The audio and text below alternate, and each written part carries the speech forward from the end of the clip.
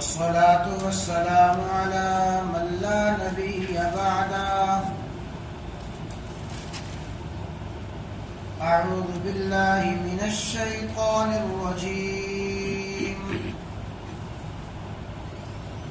بسم الله الرحمن الرحيم. الطلاق مرتان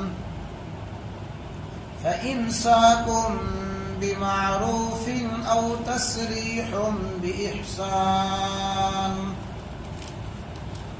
قال الله تعالى فإن طلقها فلا تحل له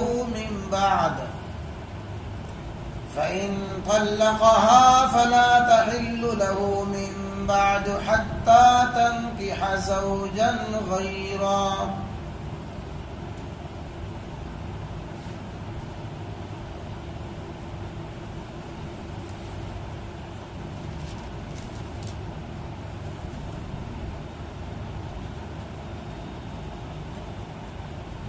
جب میاں بیوی میں کسی طرح بھی نباہ نہ ہو سکے،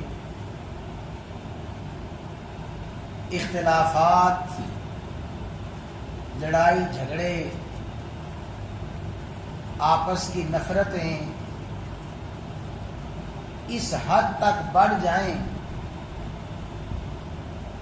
کہ صلح صفائی کی کوئی بھی صورت نظر نہ آئے، تو پھر شریعت نے آخری حل اور مجبوری کے درجے میں جو حل رکھا ہے اسے طلاق کہا جاتا ہے، کہ اس مجبوری کا حل اور اس آخری انتہا کا حل صرف طلاق ہے۔ کل کے درس میں عرض کیا گیا تھا کہ طلاق دینے کی دو صورتیں اور طلاق دینے کے دو طریقے جو شریعت نے بیان فرمائے ہیں، عرض کیا گیا تھا ایک ہے طلاق احسن، سب سے اچھا طریقہ طلاق دینے کا، اور دوسرا طریقہ ہے طلاق حسن، بہترین طریقے سے دوسرے درجے پر اچھا طریقہ، یعنی طلاق احسن کا معنی طلاق دینے کا بہترین طریقہ، اور طلاق حسن کا معنی طلاق دینے کا اچھا طریقہ اور جائز طریقہ۔ طلاق احسن اور طلاق حسن یہ دونوں طریقے اتنے بہترین طریقے ہیں کہ ان میں مرد کو بھی اللہ تعالی نے بہت زیادہ سہولت دی ہے اور عورت کو بھی بہت زیادہ سہولت دی ہے۔ طلاق احسن میں، طلاق حسن میں مرد کے لیے بھی بے شمار سہولت ہے اور عورت کے لیے بھی بہترین سہولت ہے۔ اسی کو ذرا سمجھیں۔ طلاق احسن میں یہ ہے کہ جن دنوں میں عورت پاک ہو، باقی کے ایام میں عورت سے قربت کیے بغیر، عورت کے پاس جائے بغیر، عمل زوجیت کیے بغیر عورت کو ایک طلاق دے، لیکن دو شرطیں ہیں۔ عورت کے ایام پاکی کے ایام ہوں اور ان پاکی کے ایام میں اپنی بیوی کے پاس نہ جائے، ایک طلاق دے دے۔ اب اس میں مرد کے لیے کتنی سہولت ہے؟ اتنی سہولت ہے کہ ایک طلاق دی، اب شریعت اسے یہ سہولت دیتی ہے کہ 3 ماہ تک سوچ و بچار کر لو، حالات کو دیکھو، گرم اور سرد حالات چکھو، 3 ماہ تک بھی اگر صلح صفائی نہیں ہوئی تو 3 ماہ کے بعد رجوع کا حق ختم ہو جائے گا، میاں بیوی کا تعلق ختم۔ لیکن سہولت کیا ہے؟ زندگی کے جس موقع پر، زندگی کے جس مرحلے پر جتنے سالوں بعد چاہیں دوبارہ نکاح کر کے میاں بیوی بن کے رہ سکتے ہیں، کوئی مشکل ہی نہیں ہے۔ پہلے تو 3 ماہ ہے کہ 3 ماہ میں تو نکاح کی بھی ضرورت نہیں ہے، بغیر نکاح کے صلح صفائی ہو جائے گی۔ اگر 3 ماہ گزر گئے تو پھر جتنے مرضی سالوں بعد، 2 سال، 10 سال، 20 سال گزر گئے، پھر 20 سال کے بعد پچھتاوا ہوا اور 20 سال کے بعد مرد و عورت کو نظر آیا کہ اب تو ہمارا کوئی مستقبل صحیح بنتا ہی نہیں ہے، صرف یہی صورت ہے، تو دوبارہ نکاح کرے، میاں بیوی بن جائیں گے۔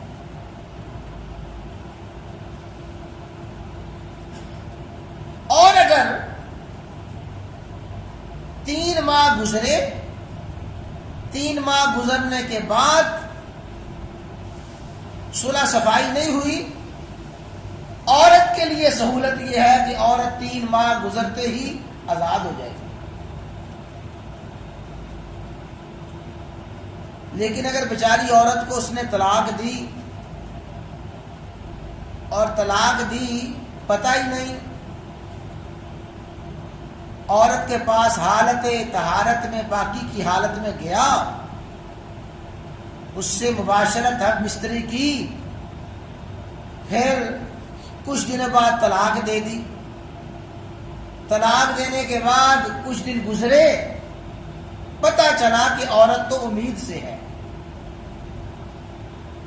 اب بیچاری عورت کے لیے کیا مشکل ہے؟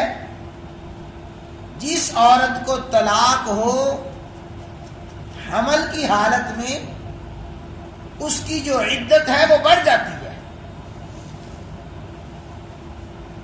ایک عورت کو طلاق ہوئی اور اسے امید نہ تھی، حمل نہ تھا، ایسی عورت کے لیے تو 3 ماہ ہے، 3 ماہ کے بعد آزاد۔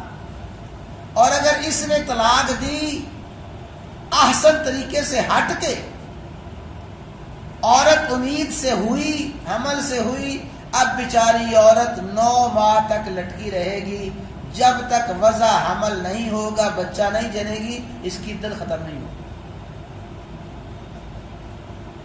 احسن طریقے سے طلاق دی، مرد کے لیے بھی سہولت، عورت کے لیے بھی سہولت۔ اگر اس طریقے سے ہٹ کے طلاق دی، اپنے لیے بھی مشکل، عورت کے لیے بھی مشکل۔ دوسرا ہے طریقہ طلاق حسن، یہ حالت طہر ہو، یعنی باقی کے ایام ہوں، بغیر قربت کیے ایک طلاق دے دے، پھر جب 1 ماہ گزر جائے دوسری طلاق دے دے، پھر تیسرا ماہ گزر جائے تیسری طلاق دے دے۔ اب یہ طریقہ جو طلاق حسن کا ہے، اس نے 3 طلاقیں وقفے وقفے سے دیں، ہمیشہ ہمیشہ کے لیے رشتہ ختم ہو گیا۔ طلاق احسن میں پھر میاں بیوی بن کے رہ سکتے ہیں، نکاح کر کے یا رجوع کے اندر نکاح کیے بغیر، لیکن طلاق حسن میں مرد نے خود اپنے سارے کے سارے مواقع ضائع کر دیے۔ اب میاں بیوی بن کے زندگی کے کسی موقع پہ نہیں رہ سکتے، تا وقت ہے کہ وہ اور نکاح نہ کرے، جیسے کل عرض کیا گیا تھا۔ اگلی بات ذرا توجہ کے ساتھ سمجھ لیں۔ جیسے آج کل ہوتا ہے کہ نہ مرد کو پتا طلاق احسن کیا ہے، نہ اسے یہ پتا کہ طلاق حسن کیا ہے. دماغ خراب ہوا، جذبات میں آیا، غصے میں آیا، اور غصے میں آ کے، جذبات میں آ کے نہ اس نے یہ دیکھا کہ عورت پاکی کے ایام میں ہے، نہ اس نے یہ دیکھا کہ ناپاکی کے ایام میں ہے، نہ یہ دیکھا کہ عورت حالت حمل میں ہے. کوئی سوچا سمجھا نہ، شیطان اس پہ سوار ہوا اور عورت کو طلاق طلاق طلاق دے کے فارغ کر دیا. اسے کہا جاتا ہے طلاق بدعی، وہ طلاق جو ناجائز ہے، وہ طلاق جو ناجائز ہے، غلط طریقے سے طلاق دی. وہ غلط طریقے سے طلاق دی. عورت ناپاکی کے ایام میں ہو، اس کو طلاق دینا تب بھی غلط ہے. اسی طرح عورت پاکی کی حالت میں ہے، اکٹھے ہی اسے 3 طلاقیں دے دینا، یہ بھی غلط ہے. حالت ناپاکی میں طلاق دینا بھی غلط، بیک وقت 3 طلاقیں دے دینا بھی غلط. لیکن اچھی طرح یاد رکھیں، اس کا مطلب یہ نہیں ہے کہ اس نے طریقہ غلط استعمال کیا ہے تو غلط طریقہ استعمال کر کے طلاق نافذ نہیں ہوگی. اس نے طریقہ غلط استعمال کیا ہے، لیکن جو کچھ اس نے کیا اس کا اثر ہوگا. اس نے حالت ناپاکی میں طلاق دی، غلط ہے، لیکن طلاق نافذ ہو جائے گی. اس نے اکٹھی 3 طلاقیں دی، غلط ہے، بہت بڑا گناہ ہے، لیکن اس کے باوجود اکٹھی 3 طلاقیں نافذ ہو جائے گی.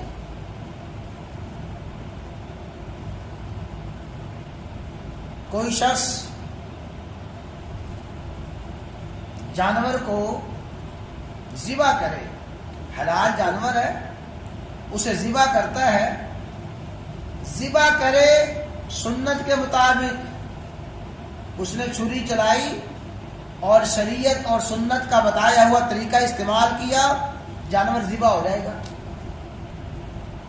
لیکن اگر اس نے خلاف شریعت جانور ذبح کیا تو کیا خیال ہے؟ جانور ذبح نہیں ہوگا؟